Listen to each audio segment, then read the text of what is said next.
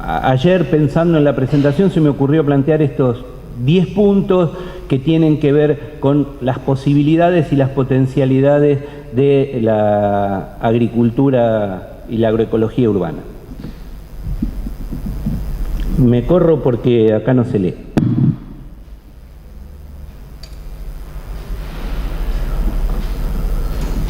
Bueno, en primer lugar, y esto es absolutamente claro y contundente, la agroecología representa una alternativa concreta para producir alimentos y enfrentar la crisis alimentaria. Esto no es también una hipótesis. En muchísimos países, creo que el emergente más claro es en Cuba, la agroecología urbana ha sido una oportunidad para que en sus momentos de la situación especial que pasó después de la caída del muro en los 90 y hasta la actualidad, fuese una fuente importante de producción de alimentos para resolver concretamente la crisis alimentaria. O sea, la agroecología urbana no es solamente una alternativa para decir, bueno, pongámosle un poco de verde o hagamos unas huertitas para tener algunas lechugas. Eso también es válido, es posible y es interesante, pero también es una posibilidad concreta, productiva y para enfrentar crisis, ¿no? Bueno, claramente, y esto sí es un tema importante en Argentina, en el cual estamos viviendo una invasión de agrotóxicos, no solo por la soja, sino porque toda la producción de alimentos, incluso en quintas, la producción de verduras, está teniendo un enorme uso de agrotóxicos. Compañeras de Mar del Plata, Silvana Buján y el Grupo BIOS han vivido ahora una situación realmente dramática en la cual lograron el año pasado una ordenanza que limita las fumigaciones en los alrededores de las zonas urbanas, creo que, no sé si 800 metros creo que, y bueno, a 1000 metros, prácticamente hace 2 semanas han tenido un tractorazo en el centro de Mar del Plata con una audiencia pública con más de 50 expositores en los cuales los productores quieren tirar abajo esa ordenanza que limita esas producciones, porque obviamente no solo para la soja, sino para buena parte de la producción hortícola se usan gran cantidad de agrotóxicos. La agroecología urbana, y como digo, tenemos... Bueno, Roberto va a poder contar después, Walter, las experiencias que tenemos, amplia experiencia en que esto es absolutamente posible. También porque la agroecología urbana brinda la oportunidad de crear lazos sociales, solidarios, construyendo comunidad. En todas las experiencias que yo he tenido la oportunidad de compartir, como digo, en Rosario, en Buenos Aires, en Misiones, en todas las experiencias donde se trabaja, no solo en huertas comunitarias, sino aún en huertas familiares, las posibilidades de intercambio, las posibilidades de intercambio de semillas, de intercambio de producción, de intercambio de experiencias, realmente crean comunidad y creo que para enfrentar las crisis que nos vienen, esto es fundamental y para una ciudad como esta ciudad de Buenos Aires también es algo absolutamente fundamental. Porque la agroecología urbana permite acercar a los vecinos de la ciudad a la realidad de la producción de alimentos en zonas rurales, incrementando su conciencia sobre la importancia de la misma. Porque uno de los problemas graves que tenemos con la producción de alimentos es que, como decía Pablo antes, con esta ruptura que se ha producido entre las ciudades y el campo, la gente ya no sabe de dónde viene su comida, los chicos piensan que los pollos vienen en bolsitas plásticas y la leche en sachets plásticos, entonces la posibilidad de acercarse a la producción real, a los problemas, a los ataques de las hormigas que tenemos todos los que hacemos huerta, a ver el ciclo de crecimiento, a la posibilidad de juntar las semillas, es un contacto con la complejidad de lo que es la producción de alimentos y también un camino para que desde las ciudades se valorice lo que es la producción de alimentos saludables, lo que es la producción agroecológica y se tenga también la voluntad y el deseo de poder pagar más para un productor. No porque eso tenga que estar en una góndola, en un Carrefour especial de productos orgánicos y que se pague el doble, sino porque en un mercado local la gente pueda pagar un poco más por la verdura porque sabe que se está produciendo de otra manera. Porque la agroecología urbana ayuda a conectar a los habitantes de zonas urbanas con la naturaleza, sus ciclos y sus procesos. Esto me parece, y es continuidad de lo anterior, es absolutamente clave. Esta ruptura que se ha producido con la creación de las grandes ciudades y en la cual tienen que pensar ustedes que Buenos Aires es una de las grandes urbes del mundo y América Latina, junto con Asia, concentra a las mayores urbes del mundo. O sea, en Europa, por ejemplo, no existe la concentración de población que tenemos aquí en las grandes ciudades.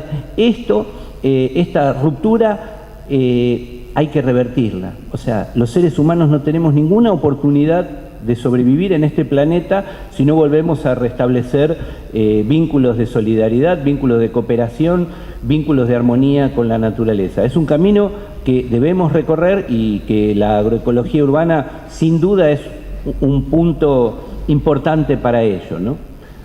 Porque la agroecología urbana moviliza la recuperación de conocimientos tradicionales, fortaleciendo la identidad y la preservación de los mismos. En esta dirección creo que como casi todos de los que vivimos o hemos vivido en esta ciudad, venimos de otra parte, ya sea del interior o del exterior, y traemos tradiciones y cultura. Yo me acuerdo cuando mi abuelo venía a mi casa en Munro, él era español y venía a hacer la huerta en el fondo de la casa y teníamos el gallinero en el fondo de la casa. Recuperar esos conocimientos es la base. O sea, no hay un manual de agroecología urbana que tenga la receta para hacer huertas en todos lados. En cada lugar las huertas deben hacerse con los conocimientos, con la sabiduría local. Y aquí, bueno, comparto esto que para mí ha sido una experiencia riquísima estos 25 años en mi trabajo con el rescate del uso popular de plantas medicinales, que junto a las semillas, y esto en el ProHuerta lo hemos podido compartir de manera maravillosa hasta que el INTA dijo que no querían que hagamos curanderismo en las huertas, esto mucho antes de que estuviera Roberto por allí, y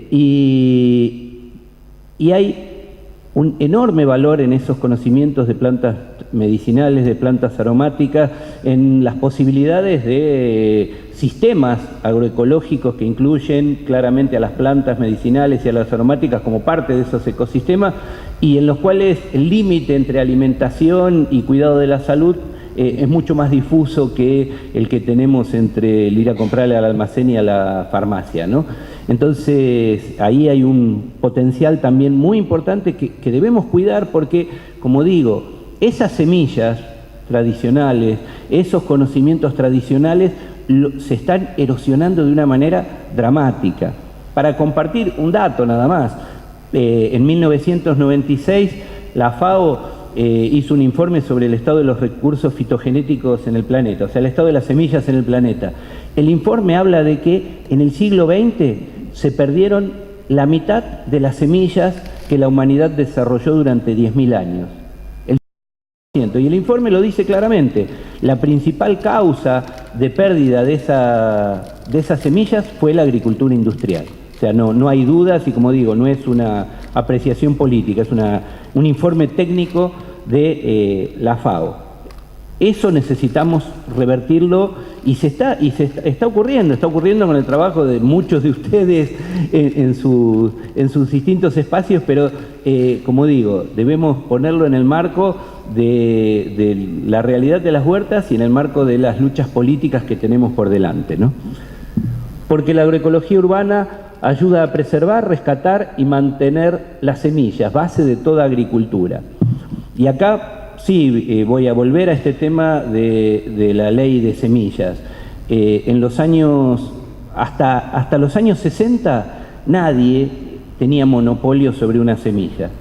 Nadie tenía monopolio sobre una semilla. Las semillas circulaban libremente, las semillas se compartían, las semillas viajaban por el mundo y, como siempre lo digo, el maíz es el mejor ejemplo. El maíz fue una creación de los pueblos mesoamericanos no existe un maíz silvestre, fue creado por los pueblos mesoamericanos a partir de la investigación, de la experimentación, de siglos de diálogo con la naturaleza, y hoy es una de las bases de la alimentación del mundo.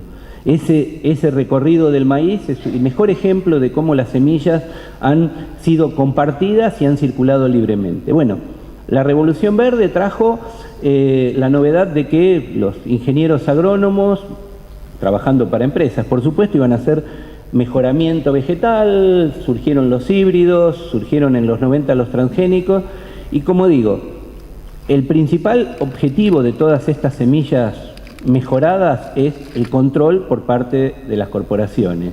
A Monsanto no le preocupa, por ejemplo, los derechos de propiedad intelectual sobre el maíz, porque todo el maíz que se vende transgénico es híbrido, entonces no lo van a volver a sembrar los productores. Pero sí le preocupa sobre la soja, porque la soja sí puede volver a sembrarse, y entonces por eso se está cambiando la ley de semillas en Argentina. Tengo acá unas planillas y a los que no han firmado después los quiero invitar a firmar un documento en rechazo a la modificación de la ley de semillas, que ya tiene más de 2.700 adhesiones y que queremos llegar a las 10.000 antes de presentarla al Ministerio de Agricultura. Pero esos intercambios de semillas que se producen en las ferias de semillas, que por suerte en Argentina hoy tenemos en cada lugar del país una por semana, son una fuente de biodiversidad que es un patrimonio. O sea, la Vía Campesina, una organización internacional de campesinos, la bautizó hace 10 años como que las semillas son un patrimonio de los pueblos al servicio de la humanidad. Y esa defensa debe ser a muerte, porque de eso depende nuestra subsistencia, ¿no?